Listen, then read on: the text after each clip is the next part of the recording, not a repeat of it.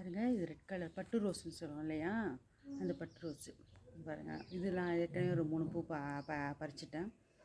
இப்போ அது அடுத்து கீழெல்லாம் பட்ஸ் வைக்கிறதுக்கு ரெடி ஆகிட்டுருக்கு. ரொம்ப அழகாக இருக்குது பாருங்கள். இன்னும் விரியல, இது பறிக்கவே மனசு வரல, இன்னும் விரியல. இதெல்லாம் இப்போ இன்னைக்கு இருந்து நம்ம வீட்டில் பூத்த பூக்கள் இன்னும் அங்கே வேறு இருக்குது. நான் காமிக்கிறேன் உங்களுக்கு அதையும். இந்த வரோம் ஒரு நிமிஷம். பார்த்தீங்களா, ஆரஞ்சு கலர் ரோஸு. இப்போ இது பூ பூத்துருச்சா, இது 2 நாள் ஆச்சு, அப்படியே தான் இருக்குது. இங்கே பாருங்க, பட்ஸ் இருக்குது. இன்னமும் அடுத்தடுத்து கிளையிலையும் பட்ஸ் வைக்கிது.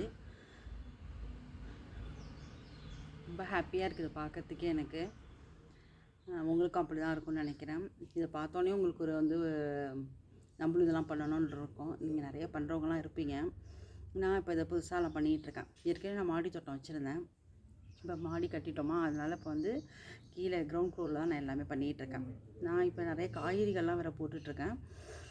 இப்போ அது நாம் ஏற்கனவே காமிச்சிருக்கோம் உங்களுக்கு, விதை போட்டு கொண்டாந்தது.